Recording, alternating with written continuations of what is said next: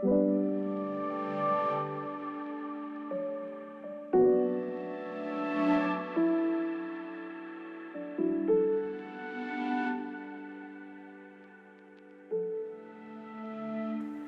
Atargarai Martija, UEUko komunikazio arduraduna eta Noa Kultura Elkarteko lehendakaria eta humorogilea eta beste bat gauza. Hasteko eskerrik asko gurera hurbiltzeagatik. Eskerrik asko zuei.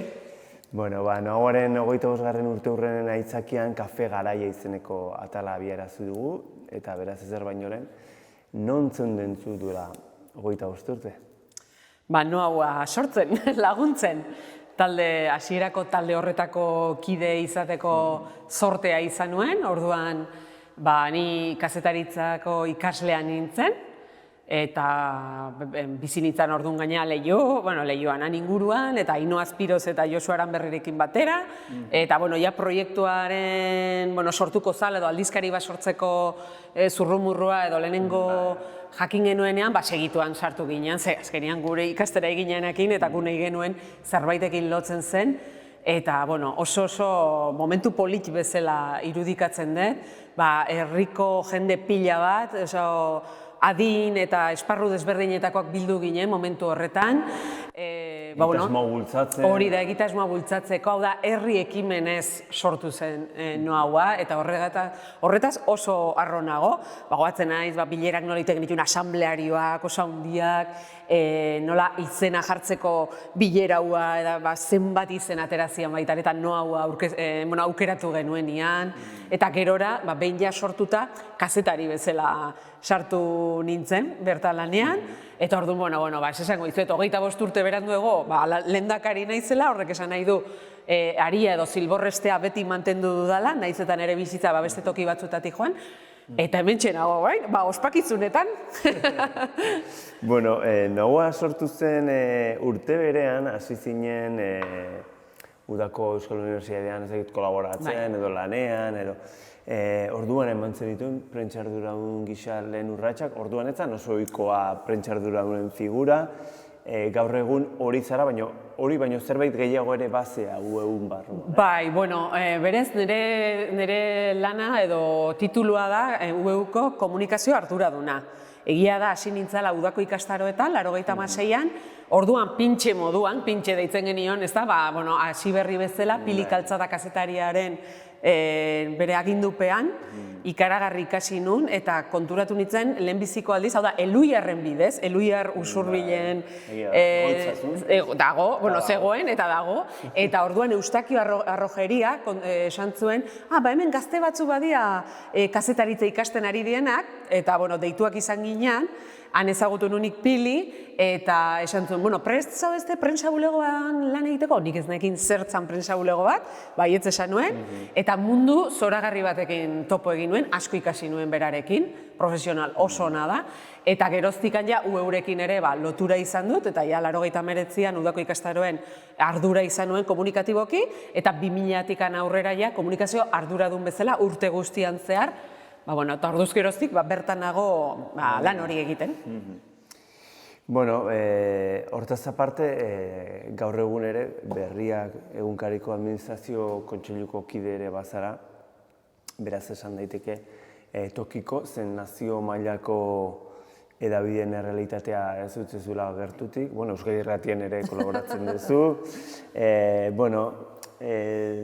ja guk adin badugu, baina kazetaritzan hasi ginenetik uste beti eduki dugu marmar hori ez, papera hitz horian da, sarea gailenduko dela, eta badirudi betetzen ari dela ez, gero eta lotuago gaude pantailara ez. Dena den, begibistakoa izanik ere, pentsatzen dut papera oraindik bere garrantzia duela ez. Niretzako behintzat zalantzari gabe, eta horregatik ez da desagertu.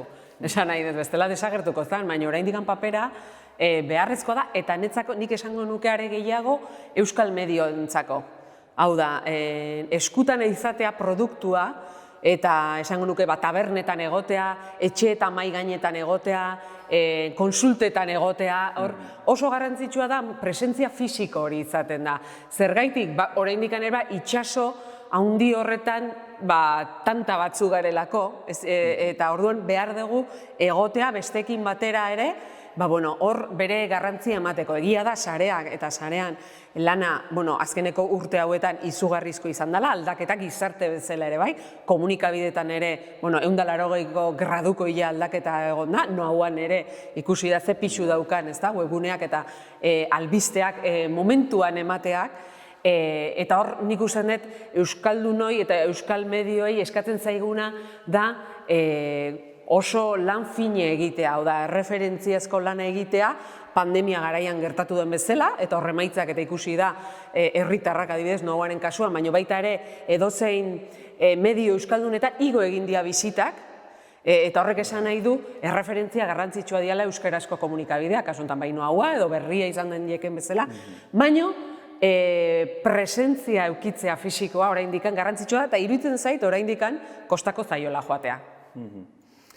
Dena den bai egia dela, azken 25 urteotan, pasarela Petrileko berrikitaldi espertu horretatik pantailara, hau gezu sensazio hori, edo igual ez da inbesteako eta esageratzen ari dira. Beno, bai, gertatu da, eta nik uste dut sakelekori gabe orain norrez da bizi, ezta? Eta norrez da WhatsAppera, edo sare sozialetara, edo horri begira lepoa ere okertzen, ezta? Egia da, aldatu egin dela gure komunikatzeko moduak, baina pandemia honek eta pandemiako itxialdi horrek, 3 hilabeteko itxialdi horrek nik uste dut areagotu egin zuen, alde batetik pantailetarako eta komunikatzeko eta beharrezkotasun hori, baina bueltan, hau da, pixka bat kalera bueltatzen ari garen hontan eta pandemiaren bukaeraren hasiera ikusten ari garen hontan, zerbait argi gelditzen ari balin bada, gizakia dela soziala eta besteekin egoteko dagoen behar galanta. Eta nik uste dut hori orain gehiago baloratzen ari garela, eta Mariluz Esteban, antropologa feministak esaten duen bezala, aurrez aurrekoa politikoa da, eta nik uste dut momentu horretan gaudela. Ez da, orduan, zorionez, sareak eta pantailek ezin dute aurrez aurreko hori ordezkatu eta eskerrak. Azkenean gizakiak behar dugu kontaktua. Behar dugu berriro besarkatu eta berriro elkarrekin egon eta etorri dadila azkar. Bueno, paradigma aldaketa baten inguruan ari gara, komunikazioan ari garenez, zure hori bidea da, baina gertutik jarraitzen duzu. Eta paradigma aldaketa horretan, hau da, digitalaren garaia nagusitzen ari denen honetan badago, edo iruditzen zaigu badagola albokalte bat, ez? Iruditzen zaigu euskaldun asko gero sarean erdaraz aitzen dela, ez? Pentsatet hori izango dela hemendik aurrera erronka handinetako bat, ez?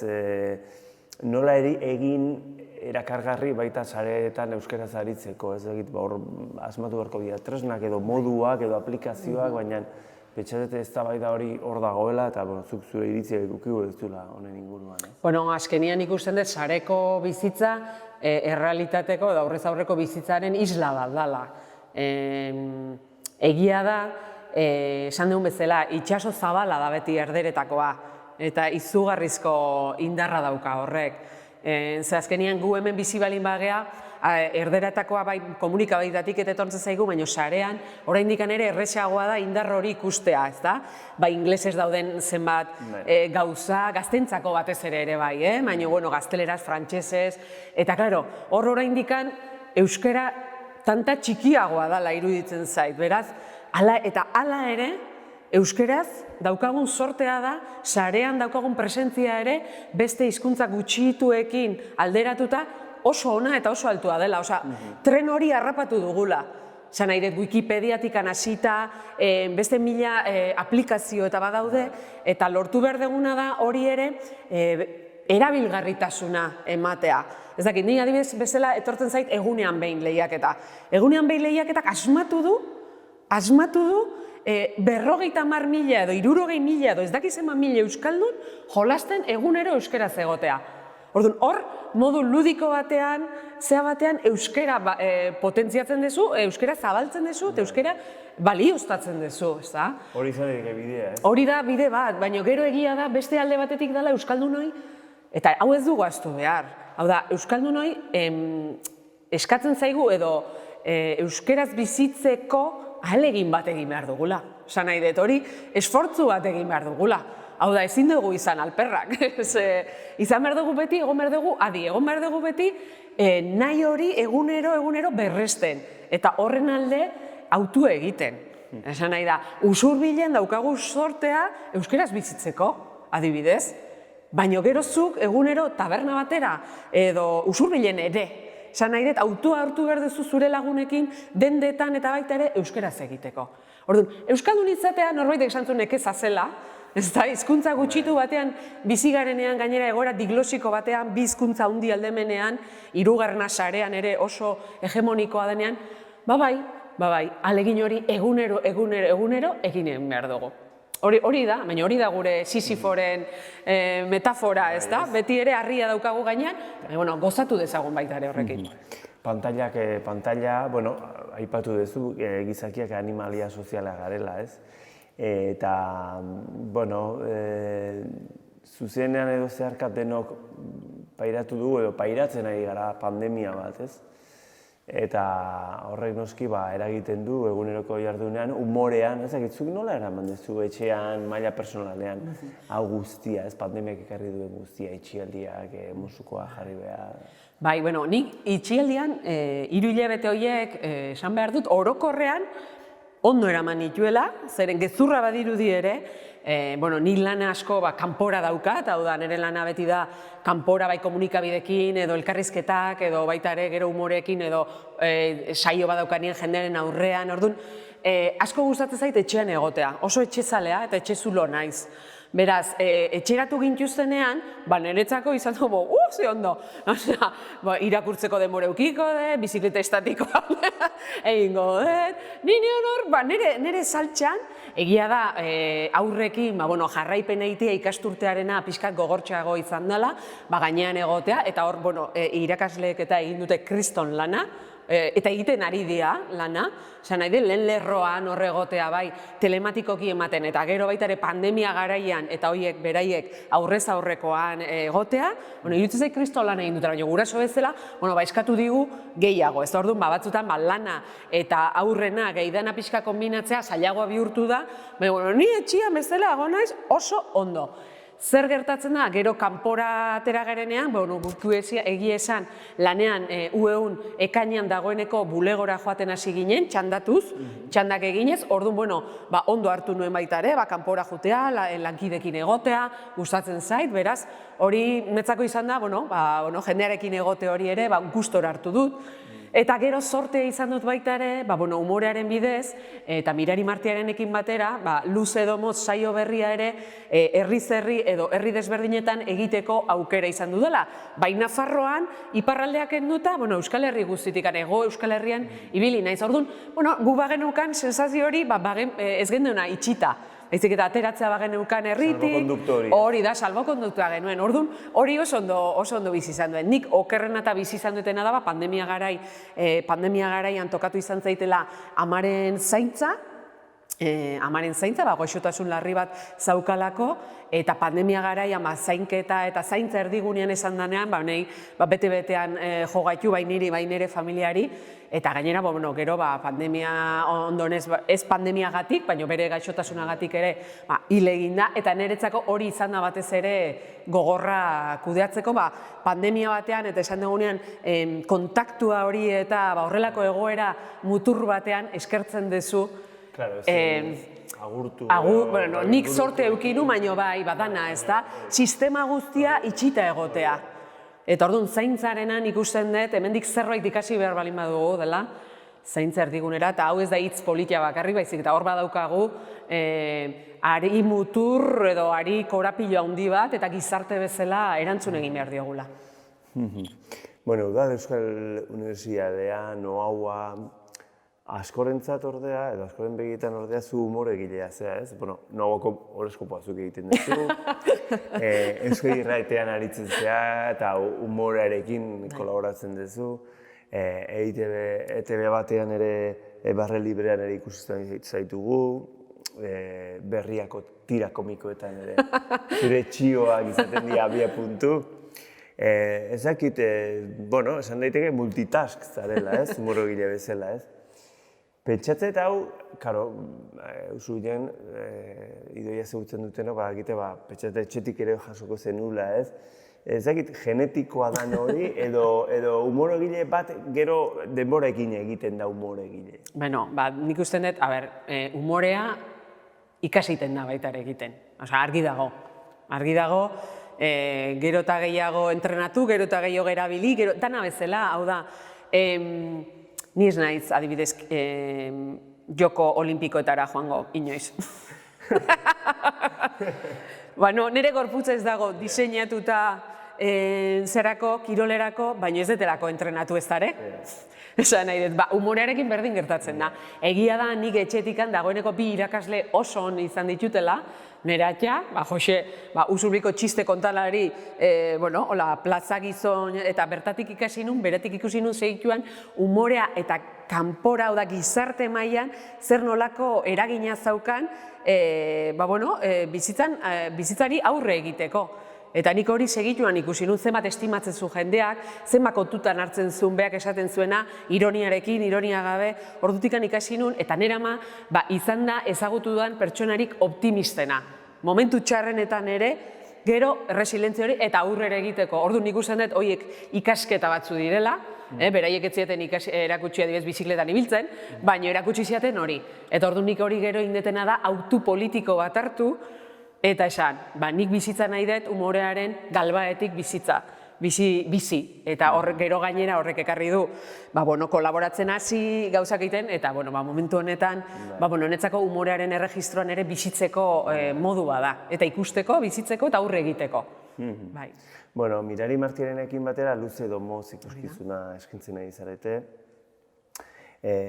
Bitxia da, ze humorearen plaza, nik txikitan daukaten horitzopena da, beti txiste kontaketak zeudenean plazan, beti zian gizonezkoak, ez? Eta zue biok, uste erakutsi dezuela, stand-up hortan, eta bakarrizketetan, monologoetan, edo emakumea ere humoro egile izan daitekeela, ez? Bai, ez dut esango ni baina etorri eta gu gara lehenengo, ez. Gu ez geha, aintzindariak egon dira, bai bertsolaritza, lehenengo emakumeak, egon dira, nik uste dut baita ere, euskerazko antzerki tradizio humorezko handi badagoela, Ama Begira Zazu, Kontxu Odriozola, Ane Gabarain, esan nahi dut telebistan ere, 2 eta 1, esan nahi dut, badago, hau da, ezin dugu esan humorerik ez dutenek egin aurrekoek. Baina gehiago lehon antzezpenera. Hori da, antzezpenera edo gehiago, ez da.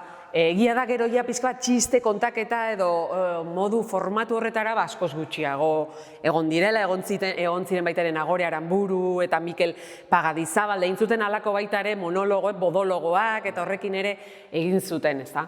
Baina guk ikuste genuen hor, zegoela, guk alde batetik Mirari eta Bilok beti bat egin dugu humorearen erregistroan, alde batetik, eta ikuste genuen, gero eta gehiago, zerbait egin behar genuela, eta egin behar genuela jendearen aurrean. Nahi genuela egin zuzeneko bat, monologo, txiste kontalari, plaza hartzea baita ere. Eta orduan hasi ginen 2018 urtean, bakean dagoena, bakean utzi saioarekin, eta erantzuna oso ono izan da. Egia da, ez dakit egin ditugu, hain dagoeneko, 150 bai, batekin eta bestearekin bai.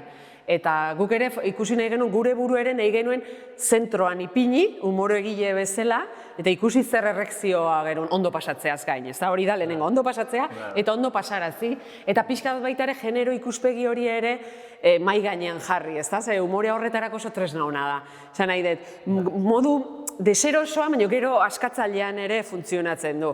Botatzen duzu zerbait, gelditzen dira ora, eta gero barre ginerazten diezu, eta orduan oso katarkikoa izaten da hori. Orduan, hori, 2 emakume plaza hartzea, adibidez, orain dela gutxi egon ginen Iturengo auzo batean, aurtitzen, eta lehenbiziko aldiz, 2 emakume egon ziren, beraiek esan da, hau da, frontoiaren erdian, espazio hori hartzen, eta gainera jendea oso ondo hartzen, ez da. Orduan, horrelako gauzak guretzat ere garrantzitsuak dira, ez da. Bideak beti oraindik nahiz eta egondan, bide horretan beste katebegi bat jartzen. Eta hala ere, gure ikusleen gehiengoa emakumezkoa da. Hori ere horrela da. Baina, esan behar da, gizoneko etortzen dianak oso ondo pasatzen dutela. Bateren batik behar bada oso gutxita mindu daiteke, baina, ez da ohikoena. Ez da ohikoena. Oso ondo pasako du. Bai. Bueno, eta pentsatzen dut lehenengo ikuskizunaren esperientzia hori oso baliagarria izango zela, zezuek ere elkarrekin bidea egiten. Hori da. Hasi zineten 2018an, pentsatzen bigarren saio honetan beste soltura bat, ezagit. Bai, hori erik ofizioa da, azken finean, zuk ondo dakizun bezala, boloek, azkenean, ematen dizute esperientzia, eta ematen dizute nola jokatu, batzutan, hori da, nola findu hemen, guk beti hobetzen edo, gehitzen juten gehau da, batzutan improvisazioa, hau da, saio bat oso ona danean, improvisatzeko aukera ematen dizu, azkenekoan horretan egin genuen bezala, eta horrek, berriz, oso saio hona danean, munduko onena sentitzen zea, esatez, munduko onena gea, eta gero urrungo egunean edo urrungo astean juten zera, eta saio hotzagoa da, eta esaten duzu, ikasten jarraitu behar dugu, orduan hori humiltasunareako ere ikasketa oso ona da. Azken finean, denak ez dute barre berdin egiten, herri guztiak ez dira berdinak, eta eskerrak, esan nahi dez, beti da zerbait, beti zaude tximeletak sabelaekin, bestela oso erreixa izango litzateke ere. Orduan, ondo atatzen denean asko hobeto esaten duzu, aprobetxatzen duzu edo baloratzen duzu. Eta txarra danean, txarragoa danean, esaten duzu, ondetatik ere zaindu naiz, eta hurrengo batean hobeto egingo dugu. Bueno, amaitzeko, ideia, noguari buruzko galdera bat ere egin behar dizugu. Euskaren normalizazioan eragiteko ere sortu zen, noaua, ez? Edabide gisa, paperean eta sarean ari gea, elkarte bezala kultura arloan badu tradizio bat, baina aisialdian ere gero eta ardura gehiago hartu ditu noauak, ez? Eta hala ere, biztan da, orain asko dagoela egiteko, ez? Baina, 25 urteko ikuspegia duzun aldetik, zure ustez, noauak zer du faltan edo, zer du soberano, zer du hobetzeko? Zer galdera. A ber, nik usten dut, hobetzeko, beti ideia berriak, beti moldatu bertzara, ezin dezu... Garai berrietara. Hori da, ezin dezuna da, 25 urte gauza berdin egiten jarraitu zergaitik aldatu egiten delako gizartea. Baina nik usten dut hori oso ondo egiten jakin duela noauak 25 urte honetan. Hau da, sareko salto eman berri izan denean, sareko salto eman du, ikusentzunezkoa pixu gehiago behar izan dutenean, pixu gehiago horregon da, noaua, atal desberdinak moldatzen eta jun berri izan dunean ere moldatu da, beraz nik usten dut proiektu bizia dela noaua. Hori oso importantea da, hau da ez gelditzea bertan goxo edo baizik eta beti ambizio bat izatea, hobetzeko, zerbitzu hobego bat, profesional bat, beti kontutan hartu behar du alde batetik komunikabidea dela eta komunikabidea daukan garrantzia gure gizartean, hau da gizarteak dauka eskubidea ondo informatua izateko. Eta beraz, kazetariok ere badaukagu kode deontologiko bat eta iturriak eta ondo informatzeko eta gezurrak, esateko gezurrak direla, beraz, ez da kontu zibili behar da, oso oinarrizko eskubide baten gainean ari gara, beraz, noauak nik uste dut hori primeran egin duela, 25 urte hauetan, momentu honetan noauari gabeko usurbil bat ez dut, ez nik irudikatzen, ez askok ere, zeren lehen behentzako usurbilek gertatzen denaren berri, noauaren bidez jasotzen dute, eta erreferentzi nagusia da, eta erreferentzi indartsu bat gainera, eta hori lortzea 25 urteren buruan oso importantea da, beraz, zorionak esan bertzaile talde guztiari. Faltan botatzen dut betikoa, ez da, esan duten bezala lehenago, herriak sortutako proiektu bat da, gero bere bidea eman duena, gero bere lantalde profesionala daukana, baino, noauak eta badirudi, dagoeneko 25 urte pasadia, dan eginda dago, noauak ondo funtzionatzen du, eta badirudi ez dagoela ezerren beharrik, baino badago, asko dago egiteko, bai noauan komunikabide bezala, bai elkarte bezala, bai aisialdi bezala, oraindik badago, orduan, bai eskertuko nuke berriro herria eta noaua pixka bat gerturatzea. Belaunaldi berriek noaua zergatik sortu zen, eta pixka parte gehiago hartzea, implikatzea ere, bai, badakigu beste garai batzu dira, beste era batera. Zezin dugu ez da ere, orain dela 25 urtetako ereduetan funtzionatu gaur egun. Baina, bueno, noauak ere gazteak, bai aisialdiaren bidez, bai besteran bidez ere, lanean ditugu baita ere. Eta horiek ere, jakitean nondi datorren beti importantea da, nora nahi dugun iritsi edo nora nahi dugun joan ikusteko, beraz? Hori ikusiko nuke, herri guztiak gonbidatuko nuke noauak gehiago ezagutzea, gerturatzea, era batera bestera edo parte hartzera, hori izango nuke. Ateak irekita. Ateak beti daude irekita, eta beti dago zeregina gauza txikiago batean, handiago batean, eta hori ematen dio aberastasuna, ezta?